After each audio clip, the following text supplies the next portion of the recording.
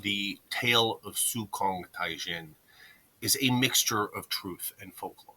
Tai Djin was born in 1849 with a rare medical condition known as hypertrichosis, or werewolf syndrome, which is characterized by exceedingly long hair covering part or all of the body. Tai Djin's parents, either out of superstitious fear that their infant child was afflicted by demons or simply not wanting to raise a child with a disability, chose to leave Tai Djin in the woods to die.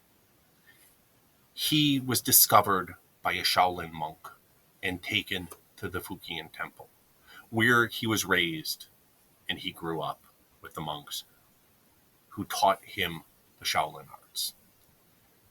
And he was a natural. He dedicated himself to learning as much as he could. Well, most students would study with one master, learning only 1/10 of the Shaolin arts.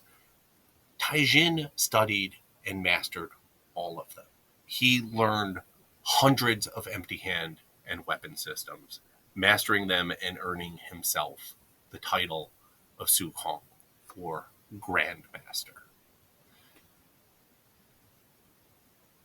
That much of the legend of the Kung Fu werewolf is all allegedly true. One of the most outlandish claims of Kong Tai Djin is the time he walked into a meeting to speak with 12 masters. Upon entering, everyone bowed to Tai Djin, and instead of bowing in return, as was the custom, he pulled a knife from his belt and threw it into the ceiling. An assassin who had been hiding in the rafters landed at his feet, a dagger sticking out of his chest. He'd struck him right in the heart. The other masters were astounded. "How did you know?" "When I walked in, I saw 12 people," he said, "but I heard 13 breathing." Tai Djin and his fellow Shaolin monks protected the Fukienese coast from invaders and Japanese pirates. This earned them the love and respect of the people in the area, but it also earned the ire of Qing Wang Shu, the emperor of Peking. He viewed the people's love as a threat to his power, believing that the masters of the Fukan Temple would incite an uprising and rebel against the emperor.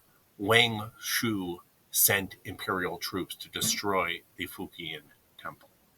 In addition to the Imperial army and their cannons, he sent Chai Tao Su, the white eyebrow monk, another Shaolin master, to embolden the attacking force. The Fukien monks got advanced warning of the invasion, possibly from the white eyebrow monk himself, and the majority fled to the nearby mountains.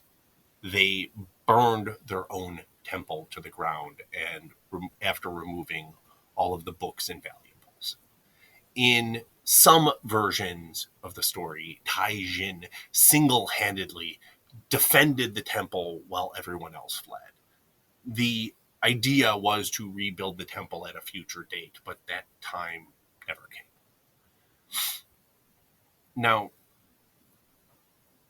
this story of betrayal and the destruction of the temple parallels the story of the 5 masters of Shaolin, or the 5 elders as they are sometimes called, which was supposed to have happened 100 to 200 years prior in 1647 or 1732, depending on who's telling the story. The betrayal of Bak Mei, which translates to white eyebrows in Taoism. Incidentally, if you do a Google search on Chai Tao Su, the name given in multiple websites, you get great recipes for almond cookies.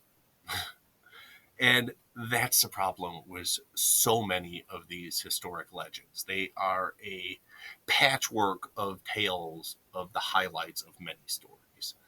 What we can say for sure is that Tai Djin was real. He was a grandmaster, and he lived from 1849 1949 until 1929, passing away at the age of 79.